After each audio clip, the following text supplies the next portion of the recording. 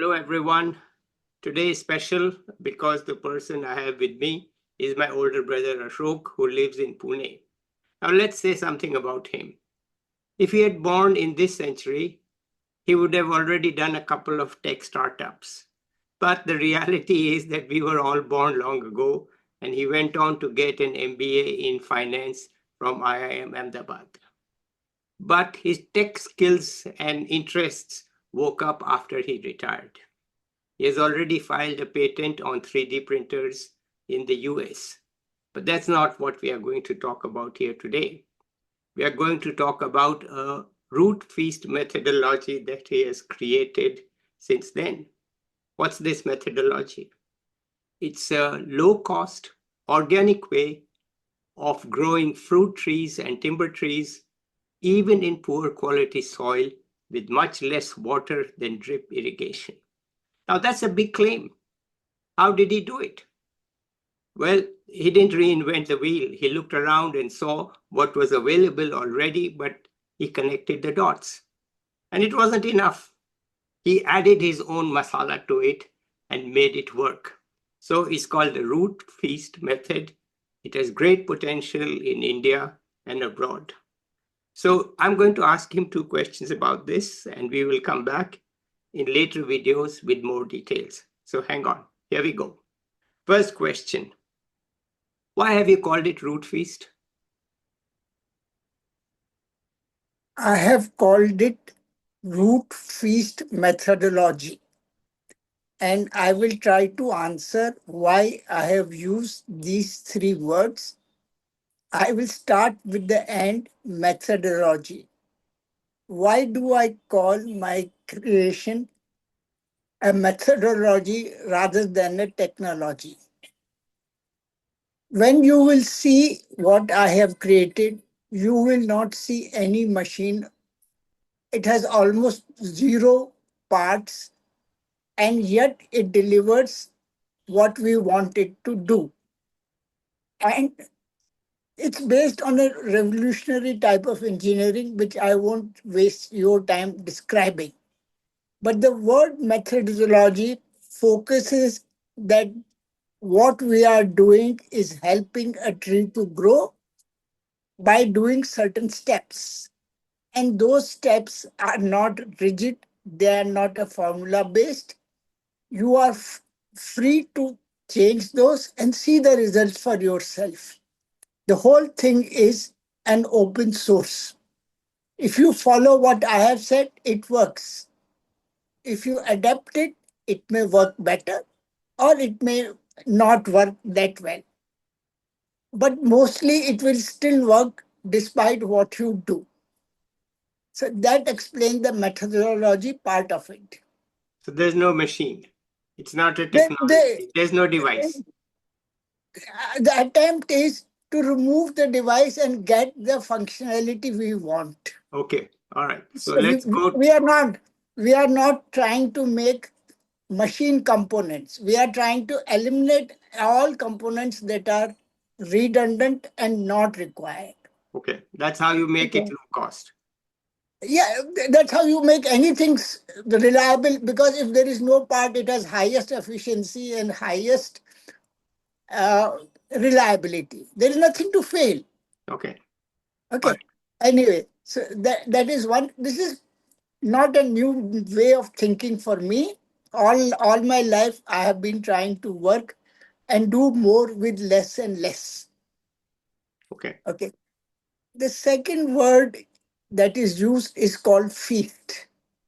Now, this is not a word or an experience that we get to experience on day to day living.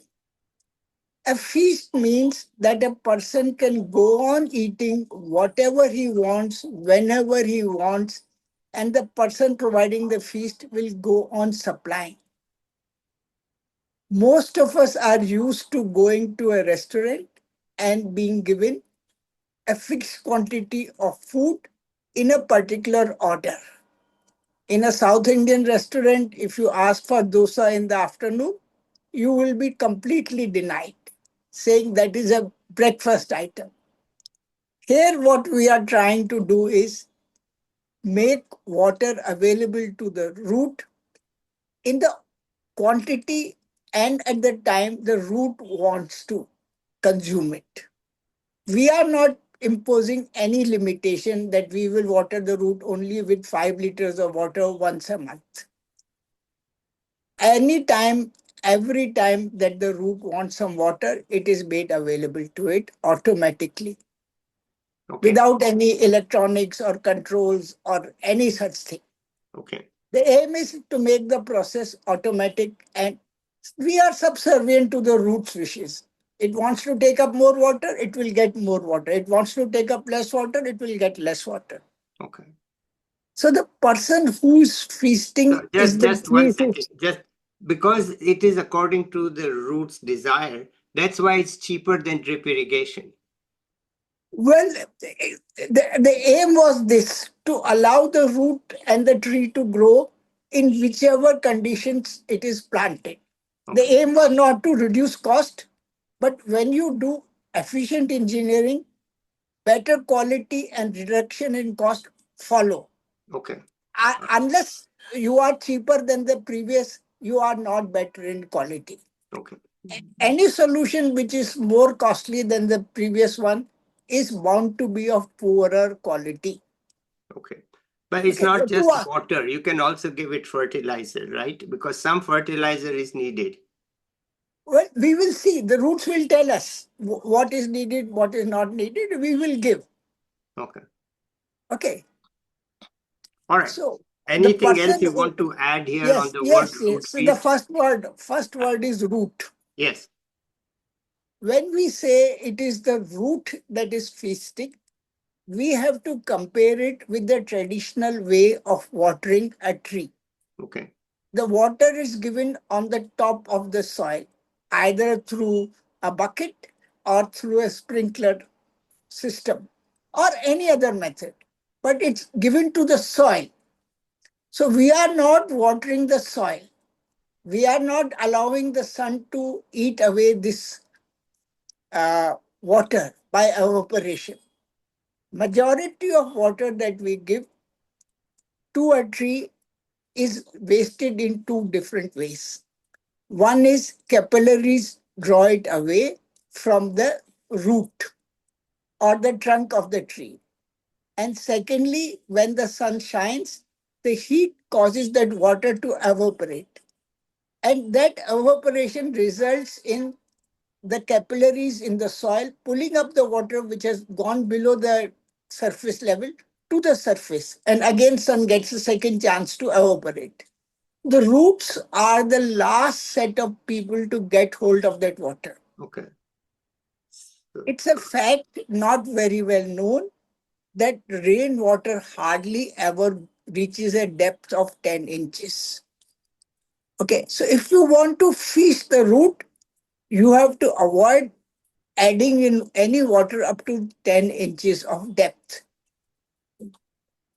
Root feast methodology strongly suggests that you plant a tree 12 to 15 inches or 18 inches below the surface okay. and arrange for a wick or nala to transport the water from the surface bottle down to the root, which is 15 to 18 inches below the soil. Okay. Okay, so this combined methodology ensures that trees can survive given just 7 to 9 liters of water in a year. Compared Recently, to what? Compared to what? compared to at least 60 liters of water a fruit tree needs in a conventional watering scheme Okay. in the first year. Right. We did a scientific trial in BIF and we gave ultimately only 9 liters of water per fruit tree. And the control trees got 60 liters of water. But And both by tree, you mean the sapling that you planted? the sapling that we planted. Yes. And at the end of 1 year, both had similar height and girth, and both had similar survival rate over 90%. Wow. Okay. Root feast methodology is a revolutionary methodology that will allow us to reforest the whole world because the apparatus or the creation is very low cost. The requirement of water is very little. It will also allow us to take care of population that is having very small, rocky, sandy, poor quality soil in India and neighboring countries. From an income of 50,000 rupees per acre per year, Yes. we can reach an income of 4 lakhs per acre per year. Okay. Okay. 5 to 8 times the income the farmer was previously getting by simply switching over from cereals to fruit trees or switching over from growing nothing to growing fruit trees.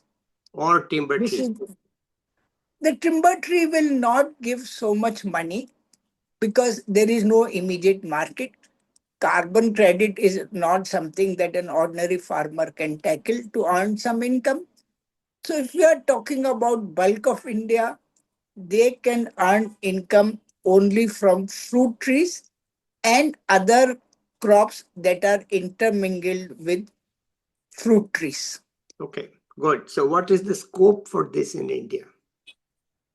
About 40% of land, of which 20% is in East Coast and West Coast, and wherever we have, say, Deccan Plateau extends from Pune to all the way to Chhattisgarh.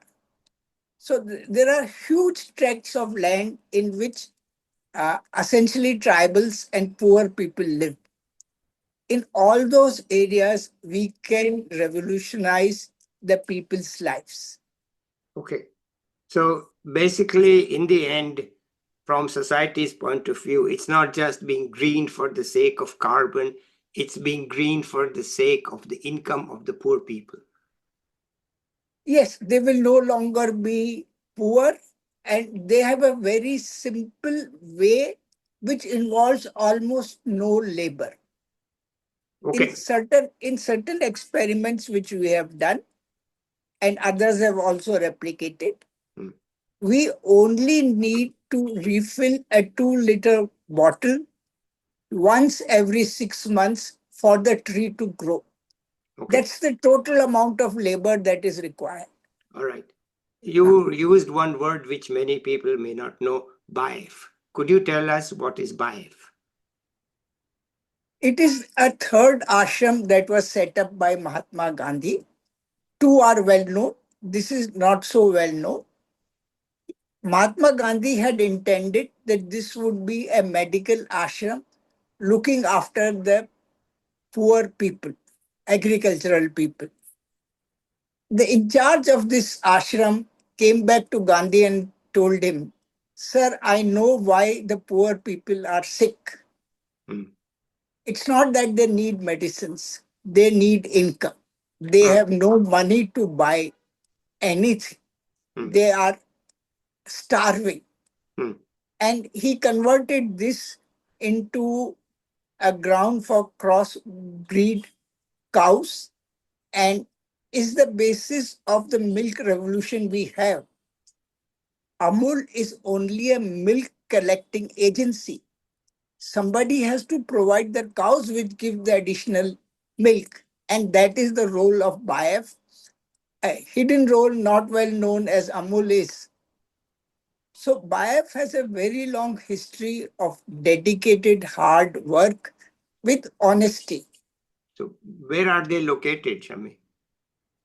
They have an all India presence, but their main research centers are near Pune. One is at Urli Kanchan and one is at Wagholi. Yeah. This work was done at Wagholi campus. And who's your counterpart there? Dr. K.K. Singh is my counterpart at Wagholi Center of BIF. And what is his background? He has been working in BIF and by now too, he's a multifaceted personality. He was responsible for mulberry tree planting and growing of silkworms. He created a silkworm revolution in Maharashtra. He has done immense work in growing tussar silk in Bihar. He is a botanist by nature and not an agricultural scientist. But whatever gets into his head that this is what is beneficial for the surrounding people, he does it and finds revolutionary methods to implement it. Okay, good. That's so I'm very happy. I'm very happy to have worked with Dr. KKC. wonderful. So we should come to an end here. Let me just sum up by saying that this is an open source revolutionary methodology. It's available to everyone. There's no patent, there is no fee, there's nothing. You can take it, change it, modify it. And how do you implement it? We'll come back with the more videos with details on how we do it and how you can do it. Is that all for today, Shami? Yes, that's all for today. Okay, good. So we will be back. Ashok and I will be back with another video soon with the details of how it works, where it has been implemented, what is our hope for it. Till then, bye everybody. Bye. Bye.